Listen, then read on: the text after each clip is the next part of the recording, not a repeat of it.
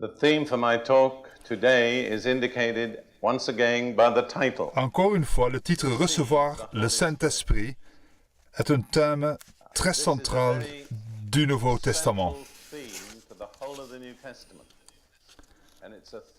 C'est un thème qui concerne vivement chaque chrétien, car chaque chrétien est supposé recevoir le Saint-Esprit. Malheureusement, dans l'Église, en particulier chez les évangéliques pentecôtistes charismatiques, il y a beaucoup de confusion et une mauvaise compréhension sur ce que signifie recevoir le Saint-Esprit. Par exemple, un bon baptiste, vous allez dire « J'ai reçu le Saint-Esprit quand je suis né de nouveau. Il n'y a plus rien à recevoir. » Et le pentecôtiste va dire « Non, vous n'avez pas reçu le Saint-Esprit quand vous êtes né de nouveau. Vous n'avez pas reçu le Saint-Esprit tant que vous n'avez pas été baptisé dans l'Esprit et que vous parlez en langue. » Et ils ont tendance à se fâcher. Comme souvent, quand des chrétiens sincères ne sont pas d'accord sur la base de l'Écriture, la vérité, c'est que chacun a en petite partie raison et en partie tort.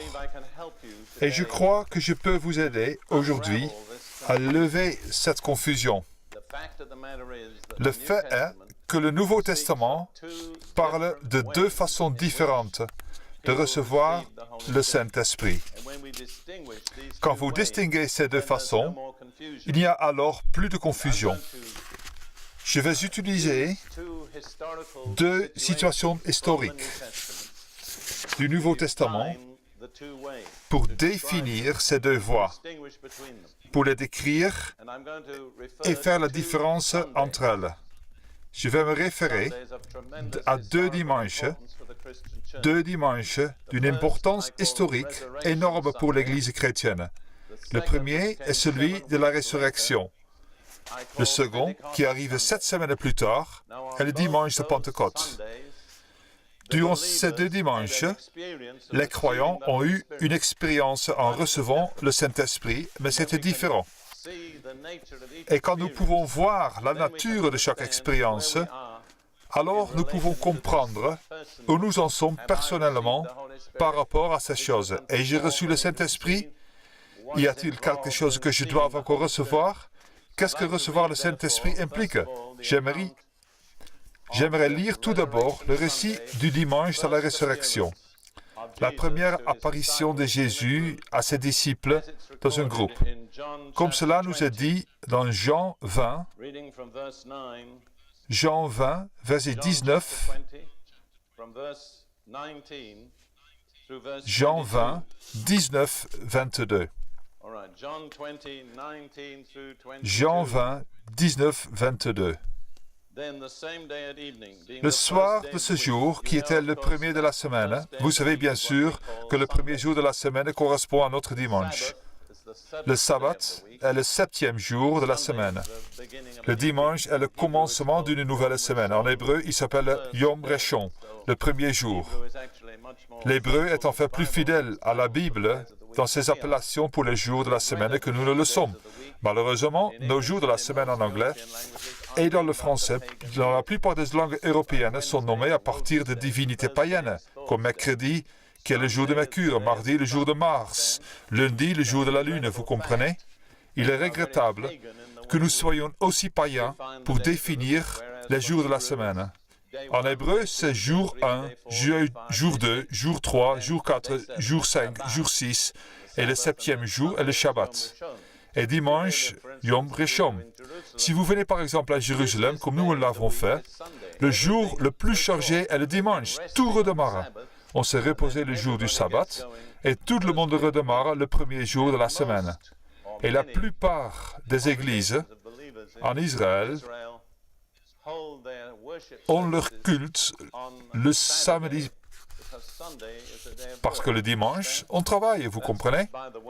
Je le dis en passant, mais comme je le dis souvent, il n'y a pas de supplément pour cela. Revenons au verset 19.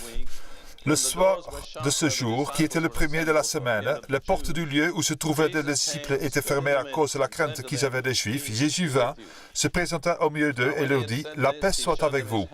Et quand il dit cela, il leur montra sa main et son côté. « Pourquoi as-tu fait cela » pour les convaincre qu'ils voyaient le même corps que celui qui avait été transpercé sur la croix, glorieusement transformé, mais le même corps. Les disciples furent dans la joie en voyant le Seigneur. Jésus leur dit de nouveau, « La paix soit avec vous. Comme le Père m'a envoyé, moi aussi je vous envoie. » Après ces paroles, il souffla sur eux et leur dit, « Recevez le Saint-Esprit. » J'aimerais commenter le dernier verset que je viens de lire. Le mot qui est traduit par « souffler » est utilisé dans le langage courant pour un joueur de flûte qui souffle dans son instrument pour produire des notes. Je pense que Jésus ne s'est pas tenu à distance pour leur souffler dessus collectivement, mais qu'il a soufflé sur chacun d'entre eux, et en le faisant, il leur a dit, « Recevez le Saint-Esprit. » Le grec est très sensible au temps. Il y a plus qu'un temps à l'impératif. Et ce temps particulier indique qu'ils l'ont reçu au moment où il a prononcé ces mots. Ainsi, à ce moment-là, chacun des disciples a reçu le Saint-Esprit. Il n'y a aucun doute là-dessus. Qu'est-ce que cela impliquait? Ce que je comprends, c'est qu'à ce stade, ils sont passés du salut de l'Ancien Testament au salut du Nouveau Testament. Vous comprenez? Il y avait des gens qui étaient sauvés dans l'Ancien Testament. Ils étaient sauvés à travers la foi en un sacrifice qui n'avait pas encore été offert, mais qui était promis à travers les prophéties et les types. Leur foi espérait quelque chose d'incomplet. Mais dans le Nouveau Testament, nous sommes sauvés à travers la foi en un sacrifice, le sacrifice de Jésus sur la croix, qui s'est accompli historiquement. Quand Jésus est mort, il a dit « Tout est accompli ». Nous regardons une œuvre terminée. Pour expérimenter le salut du Nouveau Testament, Paul dit qu'il nous faut deux choses. Romains 19. Si tu confesses de ta bouche le Seigneur Jésus, et si tu crois dans ton cœur que Dieu l'a ressuscité des morts, tu seras sauvé. Ainsi, il y a deux exigences pour le salut du Nouveau Testament. Vous confessez Jésus comme Seigneur et vous croyez que Dieu l'a ressuscité des morts. Eh bien, ses disciples avaient déjà confessé Jésus comme Seigneur, mais c'était la première fois qu'ils croyaient que Dieu l'avait ressuscité des morts. Ils sont passés de la dispensation de l'Ancien Testament à celle du Nouveau Testament.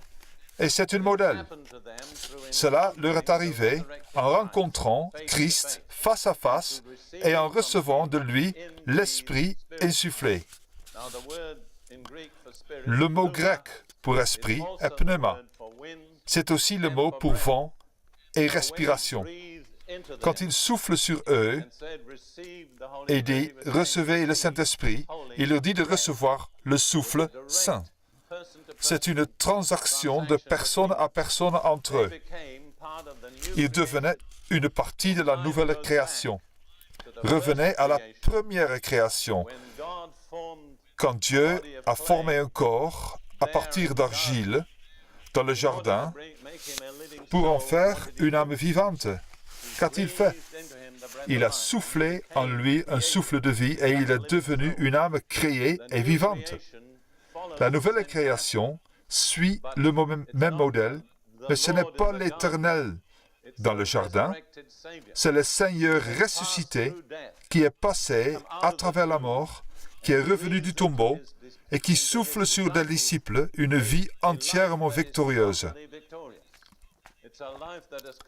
C'est une vie qui a vaincu le péché et Satan, la mort et le tombeau.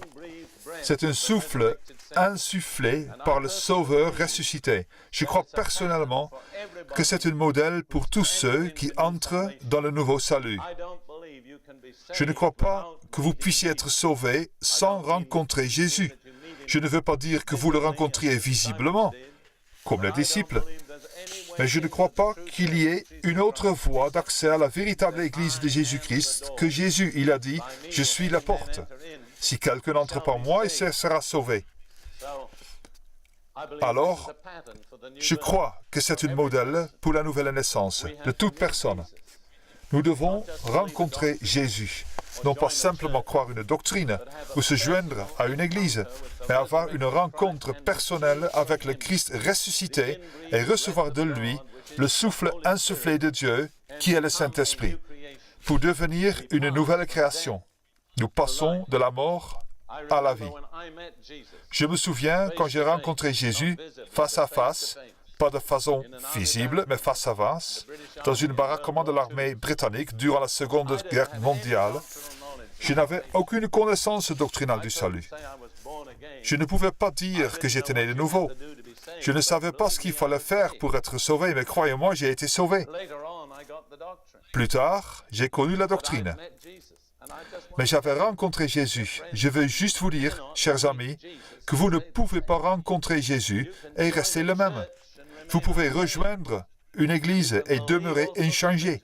Vous pouvez croire toutes sortes de choses avec votre tête et demeurer inchangé. Mais quand vous rencontrez le Christ ressuscité, cela vous transforme. Et c'est permanent. C'était il y a 45 ans, j'ai passé l'épreuve du temps. Il n'y avait rien de doctrinal dans mon cas, vraiment. Il n'y en avait pas pour les disciples. Ils n'ont pas soudain eu une révélation des Écritures. Ils ont rencontré Jésus. Et ils ont reçu le Saint-Esprit. La vie de résurrection divine et éternelle. Une vie incorruptible. Une vie qui ne peut être vaincue. Jean dira plus tard à ce propos, « Celui qui est né de Dieu a vaincu le monde. » Mais vous ne pouvez pas être vaincu avec cette vie en vous. Elle est invincible. Elle conquiert le mal. Elle est suprême. C'est merveilleux. Maintenant, je lis mon résumé. À ce stade, les disciples ont reçu la vie de résurrection divine et éternelle. Mais il manquait toujours de direction pour le ministère. Ce n'est que quelques jours plus tard que Pierre est de nouveau sorti pour pécher. Il ne savait toujours pas quelle était la destinée de Dieu pour lui. Et ils n'ont eu aucun impact sur la ville de Jérusalem. Jérusalem est restée la même. Ils allaient dans le temple, louer et bénir chaque jour, mais ça ne changeait rien pour Jérusalem. Et Jésus leur dit, après cette expérience, dans la période entre la résurrection et l'ascension, il y a plus à recevoir. Jésus leur a dit, il y a plus à recevoir. Ne croyez pas que vous avez tout. Quand je rencontre des gens qui me disent « J'ai tout reçu quand j'ai été sauvé », je leur réponds « Si vous avez tout, montrez-le-moi. Où est-ce » Cela doit se voir. J'aimerais lire 2 passages dans lesquels Jésus dit clairement qu'il y a plus à recevoir que ce qu'ils ont reçu à la nouvelle naissance. C'est une merveilleuse pensée. Luc 24, 48-49. Et souvenez-vous que ces paroles ont été dites peu de temps avant l'ascension, quelque chose comme 40 jours après sa résurrection. Vous êtes témoins de ces choses. Et voici, il parle à ses disciples. « J'enverrai sur vous ce que mon Père a promis, mais vous, restez dans la ville jusqu'à ce que vous soyez revêtus de la puissance d'en haut. » Il dit donc qu'il y a plus à venir, la promesse du Père que vous n'avez pas encore reçue. Mais quand vous la recevrez, vous recevrez la puissance pour être mes témoins. Et encore, dans Acte 1, 4, 5, comme il se trouvait avec eux, il leur recommanda de ne pas s'éloigner de Jérusalem, mais d'attendre ce que le Père avait promis, ce que je vous ai annoncé, leur dit-il. Puis il expliqua la promesse du Père, car Jean a baptisé d'eau, mais vous, dans peu de jours, vous serez baptisés du Saint-Esprit. C'est la promesse du Père. On a estimé qu'il y avait 7000 promesses de Dieu dans la Bible, mais c'est la promesse du Père pour ses enfants. Vous serez baptisés du Saint-Esprit. Puis, il explique le but au verset 8. Il dit, « Mais vous recevrez une puissance, le Saint-Esprit survenant sur vous, et vous serez mes témoins à Jérusalem, dans toute la Judée, dans la Samarie et jusqu'aux extrémités de la terre. » Voici donc la promesse pour être baptisé dans le Saint-Esprit. Et le but est de recevoir une puissance pour être des témoins. Cela n'était pas encore arrivé. C'était environ 40 jours après le dimanche de la résurrection où ils avaient reçu le Saint-Esprit dans la nouvelle naissance. Mais Jésus dit, il y a une autre expérience qui vient par laquelle vous allez être revêtus de puissance pour être mes témoins. Et presque tous les commentateurs de la Bible de tous bords sont d'accord pour dire que cette deuxième promesse s'est accomplie le jour de la Pentecôte. Nous allons maintenant regarder Acte 2 et nous lirons quelques versets qui décrivent l'accomplissement de la promesse. Tout d'abord, nous lirons les 4 premiers versets d'Acte 2. Nous parlons maintenant du dimanche de la Pentecôte. Le jour de la Pentecôte, ils étaient tous ensemble dans le même lieu. Tout d'un coup, il vient du ciel un bruit comme celui d'un vent impétueux, et il remplit toute la maison où ils étaient assis.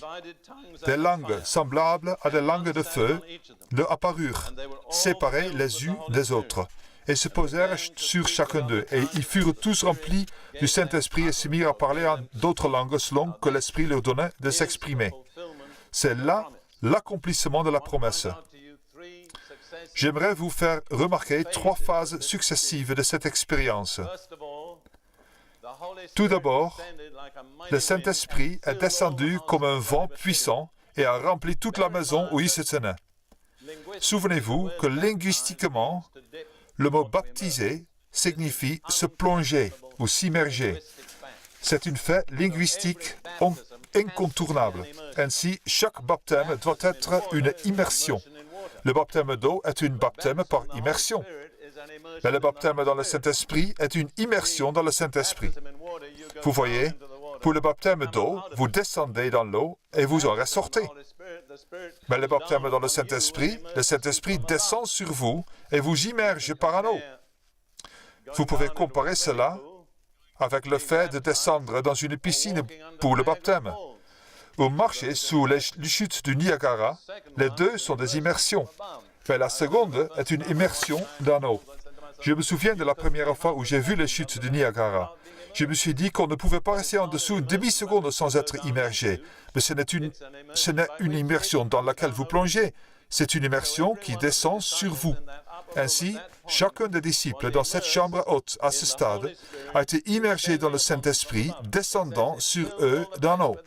Il est dit qu'il a rempli tout le lieu où ils se trouvaient. Ainsi, ils ont été totalement immergés dans le Saint-Esprit, première phase. Deuxième phase, il est dit qu'ils ont été remplis du Saint-Esprit. Chacun d'entre eux a reçu le Saint-Esprit jusqu'au point d'être rempli. Et troisième phase, c'est ce que j'appelle le débordement. Ils ont commencé à parler de nouvelles langues selon que l'Esprit leur donnait de parler.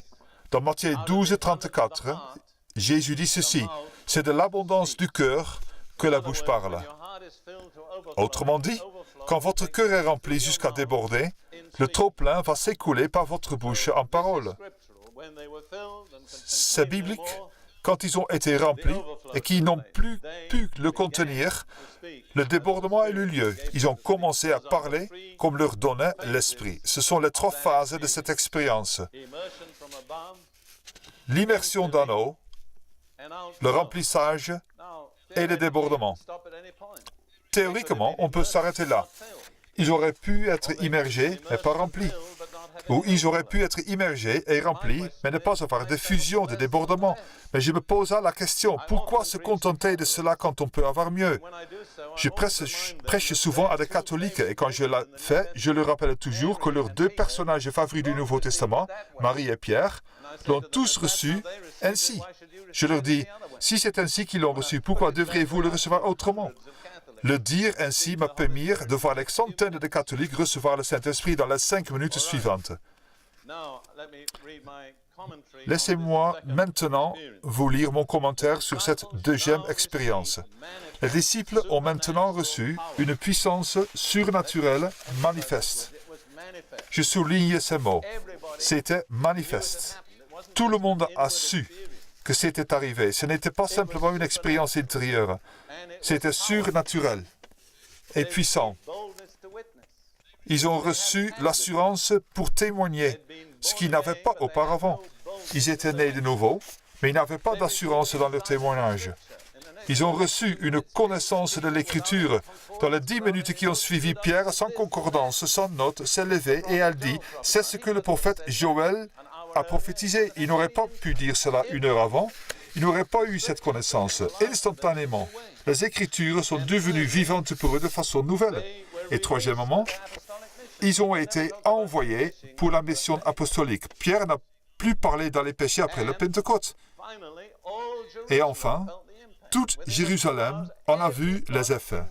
Et en quelques heures, toute Jérusalem a su qu'il se passait quelque chose d'inhabituel. Quand ils sont nés de nouveau, ça n'a pas eu d'impact autour d'eux. Mais quand ils ont été baptisés dans le Saint-Esprit, cela a eu un impact. Combien d'entre vous savent par expérience que ça ne reste pas caché très longtemps? Et parfois, ça crée de l'agitation. L'avez-vous remarqué? Quelqu'un a demandé à mon ami Bob Mumford quelle était la preuve du baptême. Il a répondu, des ennuis. Regardons maintenant à ce petit résumé en bas. Je veux juste mettre les deux dimanches côte à côte. À gauche, le dimanche de la résurrection. Et à droite, le dimanche de la Pentecôte. Et vous remarquez qu'il y a 3 différences. Ce point d'exclamation en bas, dans mon exposé original, était ici en haut, mais peu importe, ça va. Le dimanche de la résurrection, le Christ ressuscité. Le dimanche de la Pentecôte, le Christ élevé et glorifié. Le dimanche de la résurrection, l'Esprit insufflé.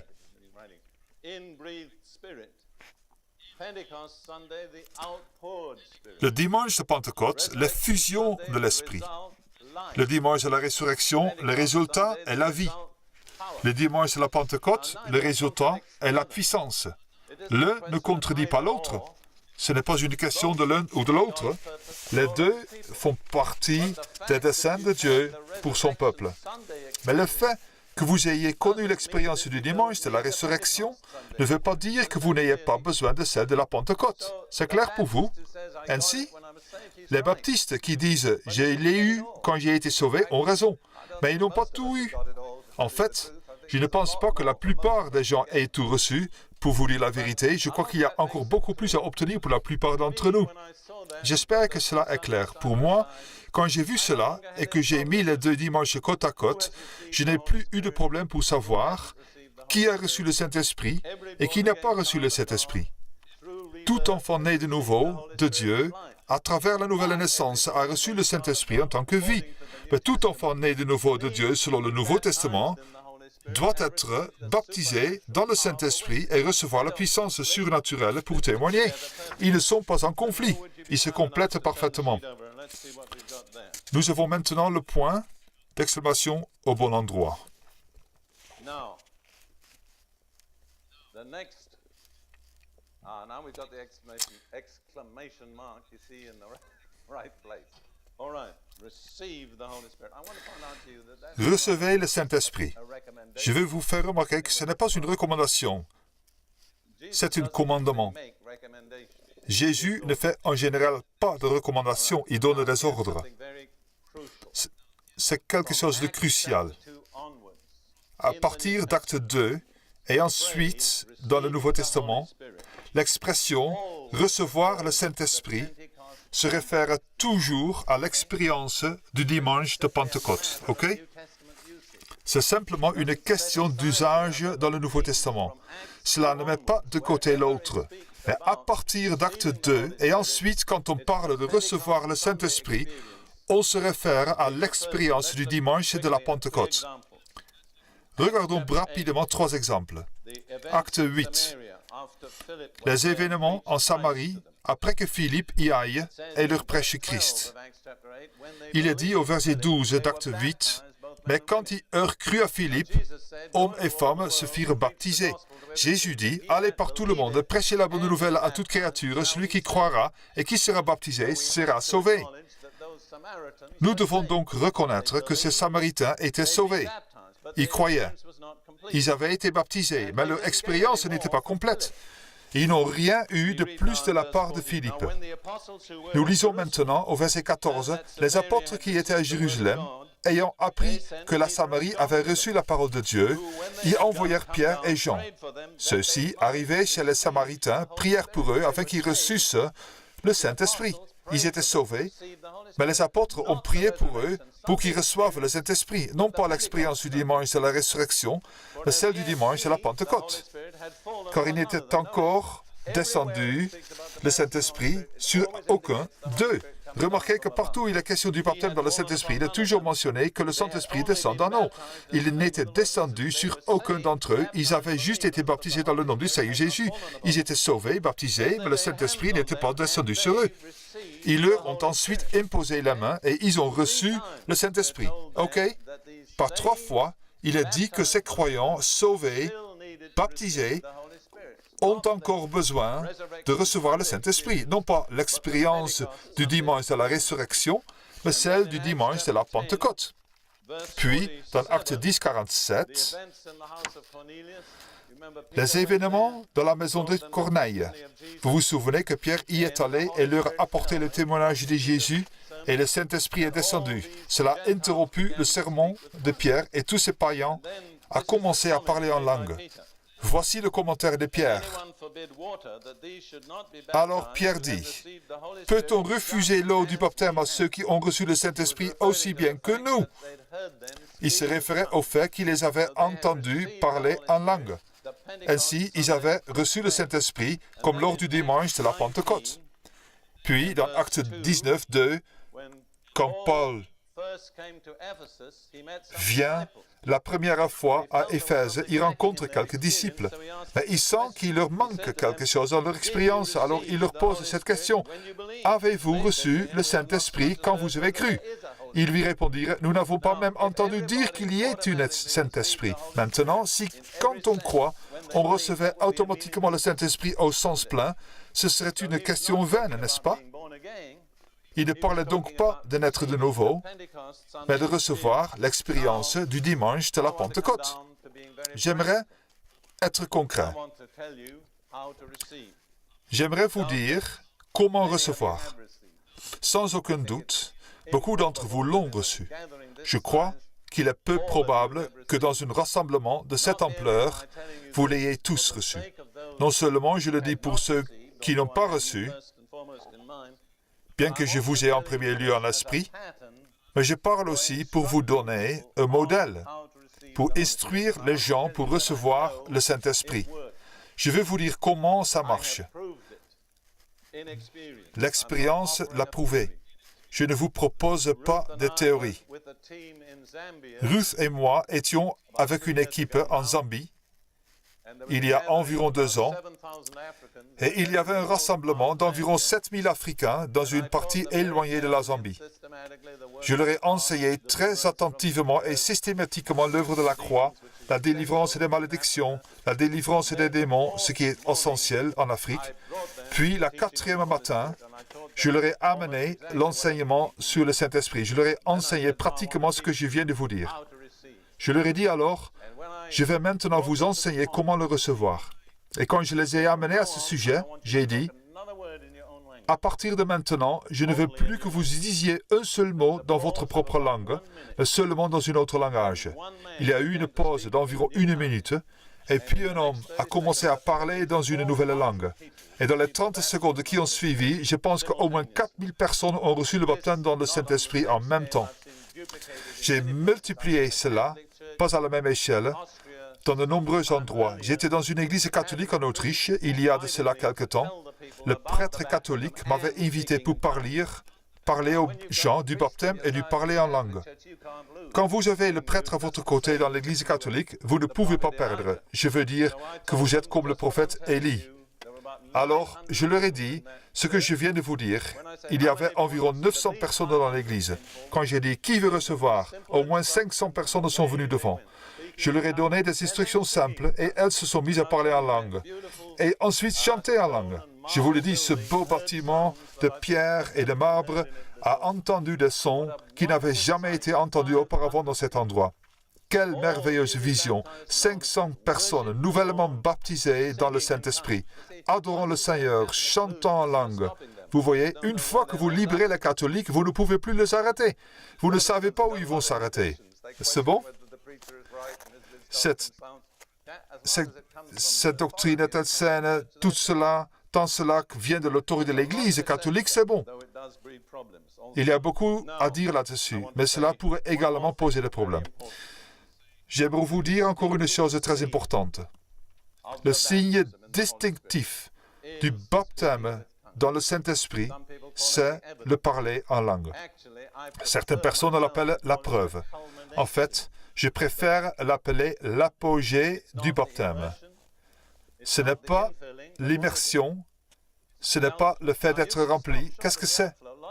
C'est le flux. Vous pouvez arrêter le flux. Beaucoup de gens ont été remplis de l'Esprit, mais ils n'ont jamais eu le flux. Mais pourquoi stopper le débordement? Paul parle de recevoir le signe du Saint-Esprit à la fois dans Éphésiens et dans Corinthiens. Un signe est quelque chose qui est placé sur un objet, peu importe lequel, un paquet ou autre chose, qui le marque visiblement. Ce n'est pas invisible, c'est ce qui le distingue d'une autre. C'est que c'est le signe du Saint-Esprit. Il distingue ces gens des autres. Vous êtes une personne marquée, une fois que vous avez reçu le Saint-Esprit, marquée pour les hommes, et faites attention, marquée aussi par Satan. Maintenant, le signe que je vois dans le Nouveau Testament, c'est mon point de vue personnel, c'est parler en d'autres langues. Je ferai ces 4 commentaires. Numéro 1, c'est le signe que les apôtres ont reçu. Ils ont attendu pendant environ 10 jours, mais une fois qu'ils ont parlé en langue, ils n'ont jamais plus attendu. Et en passant, personne n'a plus jamais attendu pour le baptême après cela. L'idée que vous devez attendre des semaines, des mois ou même des années n'est pas biblique. Après la Pentecôte, il n'y a plus eu d'attente. J'ai rencontré un homme dans une église pentecôtiste un jour qui m'a dit « J'attends le baptême depuis 25 ans. » Je lui ai dit « Je connais votre problème. Vous voulez que Dieu fasse tout. C'est vrai. Je veux que Dieu fasse tout. » Je lui ai dit « Vous ne l'aurez jamais. Dieu va faire sa part, vous devez faire la vôtre. » Je peux aisément croire qu'il est allé au tombeau sans parler en langue. L'attente n'est pas biblique après la Pentecôte. C'est le signe que les apôtres ont reçu. C'est le signe par lequel ils se reconnaissaient. L'exemple marquant est celui de la maison de Corneille. Pierre ne croyait pas que les gentils puissent devenir chrétiens. Au moment où il les entend parler en langue, il dit « Baptisez-les, ils ont reçu la même chose que nous. » Il n'a pas attendu de voir le fruit. Il n'a pas vérifié s'ils connaissaient la doctrine. Il a dit qu'ils avaient reçu. Ils n'ont jamais demandé un autre signe. Et le Nouveau Testament n'offre pas d'autres signes.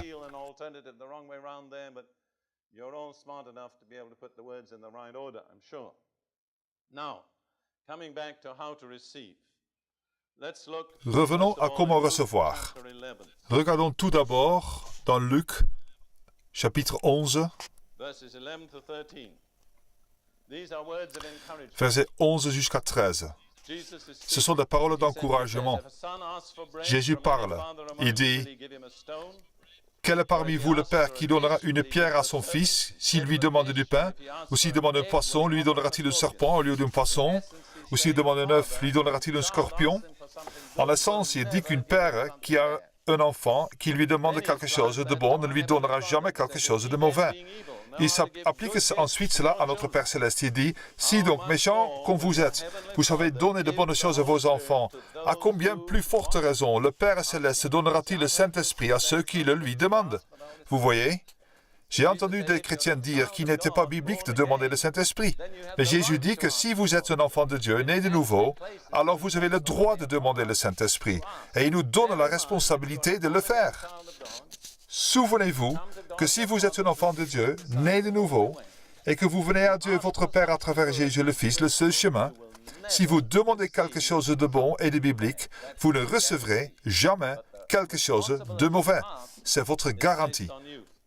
Mais c'est vous qui avez la responsabilité de demander. Puis, les étapes pour recevoir, nous nous tournons vers Jean 7 et nous lirons 3 versets. 37 jusqu'à 38-9. Le dernier jour, le grand jour de la fête, je pense que c'est la fête de Tabernacle, Jésus, se tenant debout, s'écria, « Si quelqu'un a soif, qu'il vienne à moi et qu'il boive. Celui qui croit en moi, des fleuves d'eau vive couleront de son sein, comme dit l'Écriture. » Mais c'est trop poli. La Bible dit du ventre. Je me souviens lorsque j'étais enfant, grandissant dans l'église anglicaine, et j'étais toujours un peu choqué quand on lisait ces passages, qu'on parlait d'une chose aussi vulgaire que le ventre de l'église. La vérité, c'est que c'est de cela que ça vient. Il y a une zone en nous, c'est intéressant, car en grec, le mot signifie une sorte d'endroit concave. C'est la même racine que le mot qui est utilisé pour désigner une voûte du ciel. Il y a donc une partie dans le corps du croyant qui est réservée au Saint-Esprit, le saviez-vous? Voyez, ne soyez pas trop spirituels. Cela amène le Saint-Esprit jusque dans notre corps, de notre ventre. Quand j'ai reçu le baptême dans le baraquement de l'armée, sans personne d'autre présent, j'ai senti quelque chose dans mon ventre.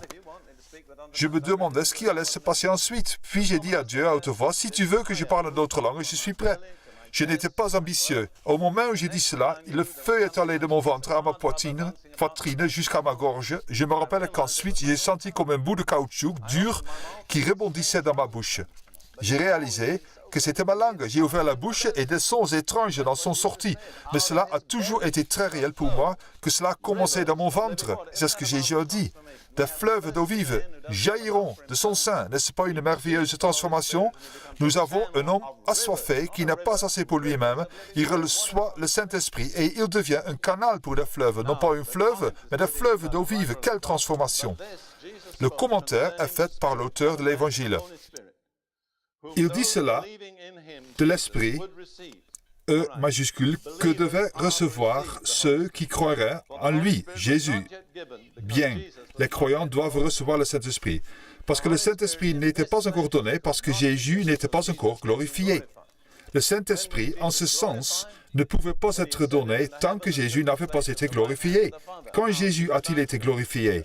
Quand il est monté au ciel et qu'il a pris sa place à la droite du Père. Si vous revenez à Acte 2, très rapidement, vous verrez que Pierre résume ce qui arrive le jour de la Pentecôte au verset 32-33, Acte 2. C'est ce Jésus que Dieu a ressuscité. Nous en sommes tous témoins. Élevé par la droite de Dieu, il a été glorifié, il a reçu du Père le Saint-Esprit qui avait été promis, et il a répandu, comme vous le voyez et l'entendez. Ainsi, le Christ glorifié a reçu du Père le don du Saint-Esprit et l'a déversé sur les disciples avec pour résultat, remarquez bien, quelque chose qui peut être vu et entendu. Ce n'était pas juste une expérience interne invisible, c'était une expérience qui a eu un impact sur leur corps et leur sens. Revenons à Jean 7. Comment recevoir? J'ai ici 4 étapes très simples. Le problème, ce n'est pas que c'est compliqué. Le problème, c'est que c'est simple. Les gens qui ont un esprit théologique veulent souvent tout compliquer et trouvent cela trop simple et trop facile à mettre en œuvre. Quelles sont les étapes? Numéro 1, avoir soif. Si quelqu'un a soif, ok, c'est votre qualification. Vous n'avez pas besoin de citer les Écritures, vous n'avez même pas besoin d'avoir une reçue qui dit que vous payez votre dîme, mais vous devez avoir soif. C'est essentiel. Je dis aux gens, quand ils viennent me voir, souvenez-vous cela, le baptême pour ceux qui ont soif et la délivrance pour ceux qui sont désespérés. Quand les gens viennent me voir pour la délivrance, je leur dis parfois, écoutez, je ne peux pas vous aider, vous n'êtes pas désespérés, revenez quand vous le saurez. Mais nous ne parlons pas de cela, nous parlons de recevoir le Saint-Esprit. C'est pour une catégorie de personnes, ceux qui ont soif. Ce n'est pas pour les théologiens, sauf s'ils ont soif. Ce n'est pas pour les super spirituels, c'est pour les assoiffés. Alors, si vous sentez que vous êtes incompétent, très faible et vraiment incapable de produire ce que Dieu vous demande, vous êtes qualifié, c'est votre qualification. Vous savez que vous avez besoin de plus de Dieu que vous n'en avez déjà, c'est-à-dire avoir soif. C'est tout ce que Dieu demande. Numéro 2, Jésus dit, venez à moi. Le frère David Duplessis a dit si clairement qu'il n'y avait qu'une personne qui pouvait baptiser dans le Saint-Esprit et son nom est Jésus. Je n'ai pas entendu. Jésus, c'est exact. Alors, si vous voulez le baptême dans le Saint-Esprit, vous devez aller vers celui qui baptise. Il n'y a pas d'autre endroit pour l'obtenir. Aucun être humain ne baptise dans le Saint-Esprit. Il baptise d'eau, mais seul Jésus baptise dans le Saint-Esprit. Heureusement pour nous, Jésus a dit, « Je ne mettrai pas dehors celui qui vient à moi. » Alors, si vous venez à lui, vous savez qu'il vous recevra. Quelle est la chose suivante à faire? Voilà le problème. C'est là où ça devient tellement pratique et simple que ça pose problème aux religieux. Vous devez boire. Personne ne peut vous obliger à boire contre votre volonté. Vous connaissez le vieux dicton, vous pouvez mener un cheval près de l'eau, mais vous ne pouvez pas l'obliger à boire. C'est vrai des membres de l'Église aussi. Personne d'autre ne peut vous faire boire. C'est une décision de votre volonté et c'est quelque chose de très simple que vous devez faire. Je dis aux gens, personne n'a jamais reçu le baptême dans le Saint-Esprit, la bouche fermée. Cela n'arrive jamais. Vous devez ouvrir votre être physique et commencer à boire dans l'Esprit de Dieu. Vous ne buvez pas de l'eau visible, mais vous buvez l'Esprit invisible de Dieu que Jésus déverse sur vous. Pourquoi le déverse-t-il sur vous? Parce que vous le lui avez demandé. C'est aussi simple que cela. Il a dit, « Si vous venez à moi, je le ferai. » La façon la plus simple de boire est de commencer à aspirer. J'ai vu des centaines de personnes faire cela en même temps et je vous le dis, tous ceux qui l'ont fait l'ont reçu. Les gens qui sont restés en faisant n'ont rien eu.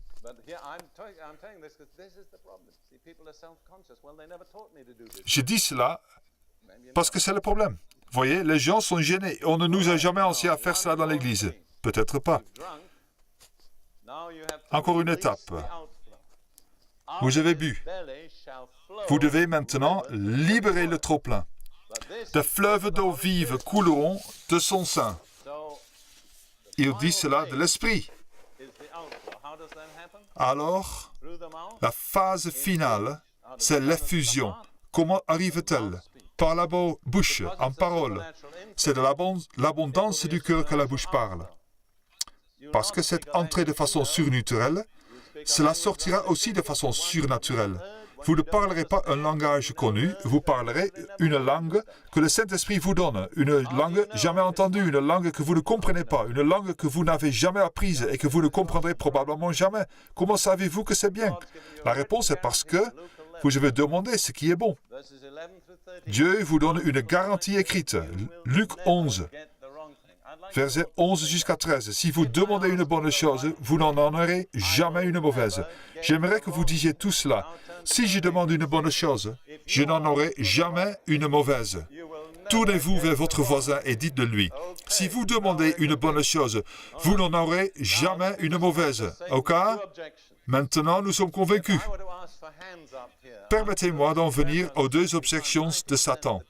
Si je demandais à ceux qui sont baptisés dans le Saint-Esprit de lever la main, je crois que 90% lèveraient la main. Objection numéro 1. Le vieux accusateur est juste là, à côté de vous, et quand vous commencez à parler en langue, il dit, « Ce n'est pas réel, ça vient de toi. » Combien levez votre main un instant, vous voyez?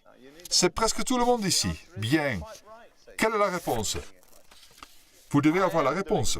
La réponse est, tu as effectivement raison, Satan. Je le fais moi-même. Je fais les sons. Mais c'est le Saint-Esprit qui me donne la langue. Vous voyez, en acte 2, il est dit, ils se mirent à parler en autre langue, selon que le Saint-Esprit leur donnait de s'exprimer. L'Esprit ne parlait pas, il donnait les mots, il parlait. C'est pourquoi j'ai dit à cet homme qui a attendu 25 ans qu'il irait au tombeau sans jamais recevoir, parce qu'il voulait que Dieu fasse tout. Dieu ne fera jamais ça. Vous faites votre part et Dieu fera la sienne. Mais il ne vous fera pas parler. J'ai entendu des gens dire que le Saint-Esprit leur a fait faire ceci ou cela. Je n'y crois pas. L'Esprit de Dieu ne fait jamais faire quoi que ce soit à un enfant de Dieu. L'apôtre Pierre dit, le Saint-Esprit m'a poussé à aller. Mais il n'a pas dit, il m'a fait aller. Vous avez un libre arbitre et Dieu ne passera pas outre votre volonté parce qu'il vous a créé comme ça. Vous devez vous décider à parler. et vous ne pouvez pas parler la bouche fermée. J'ai aidé tant de personnes. J'ai dit, écoutez, ouvrez votre bouche, bougez votre langue, bougez vos lèvres, articulez, formez chaque mot. Vous êtes à la place du conducteur. Vous décidez. Votre volonté, c'est l'interrupteur. La puissance est là, mais vous êtes le seul à pouvoir la mettre en route. Bien. La réponse à Satan est donc, c'est vrai Satan, je le fais moi-même. Je fais les sons et le Saint-Esprit me donne les paroles. L'objection suivante est comment savoir que vous avez ce qui est bon. Cela semble absurde. Presque tous les langages que vous ne comprenez pas semblent absurdes. J'ai entendu de nombreuses langues que je ne connaissais pas dans différentes parties du monde. Elles me semblent toutes étranges. Mais comment savoir que vous avez la bonne? Parce que on s'est dit les uns aux autres, parce que nous avons demandé ce qui est bon. Et Dieu garantit qu'il ne nous donnera jamais une mauvaise chose si nous lui en demandons une bonne. Frères et sœurs, la base de tout cela, c'est la foi. Il n'y a pas d'autre moyen de s'approcher de Dieu. Celui qui s'approche de Dieu doit quoi? Croire que Dieu existe. Ce n'est pas suffisant. Et qu'il est le rémunérateur de ceux qui le cherchent.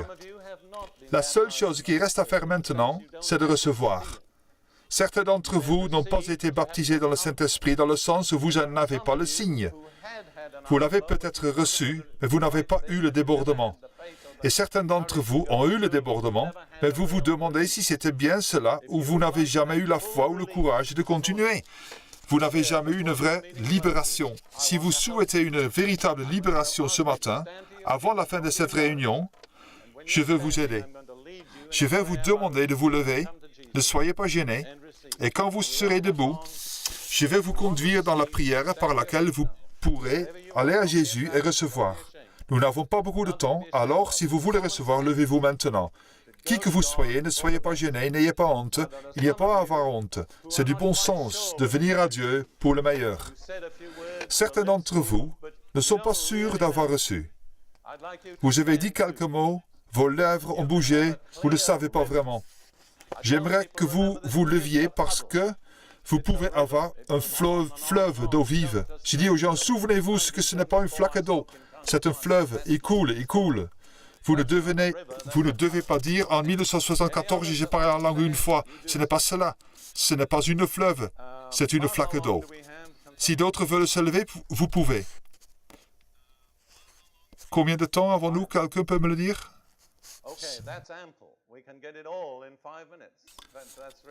C'est suffisant.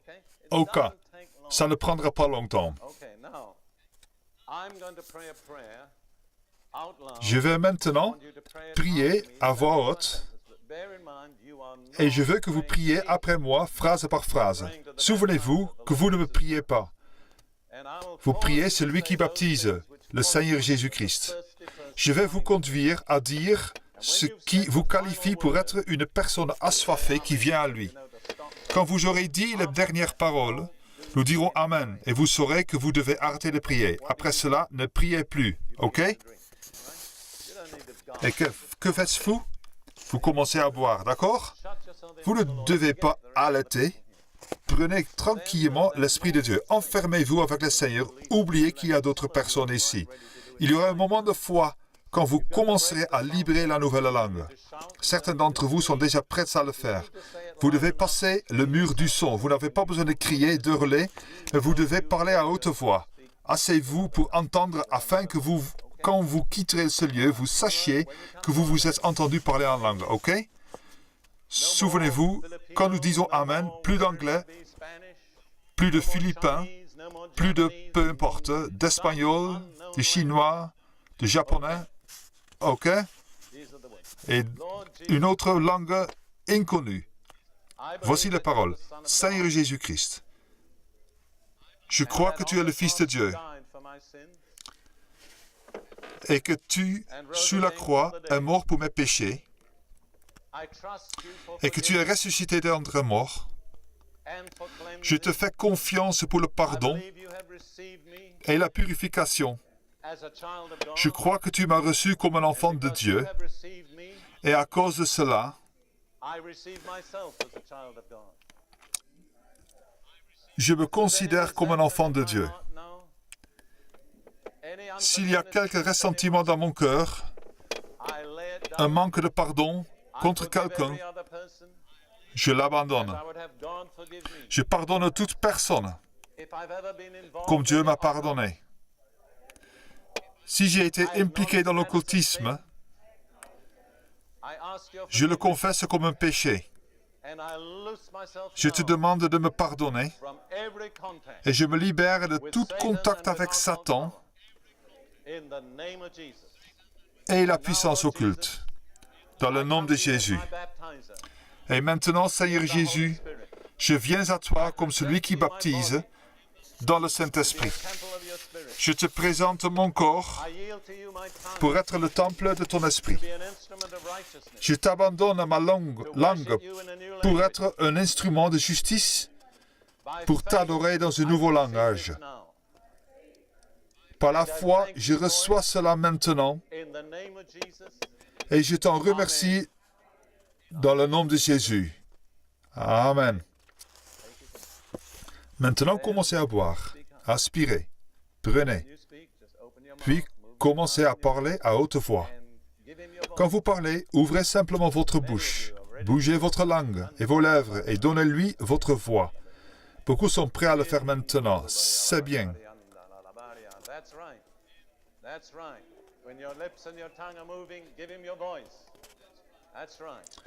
Quand vos lèvres bougent, donnez-lui votre voix. C'est bien. Vous n'avez pas besoin d'avoir honte que le Saint-Esprit soit entré. C'est une invitée de marque.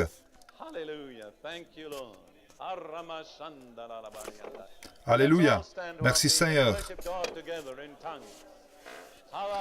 Levons-nous et adorons Dieu ensemble en langue.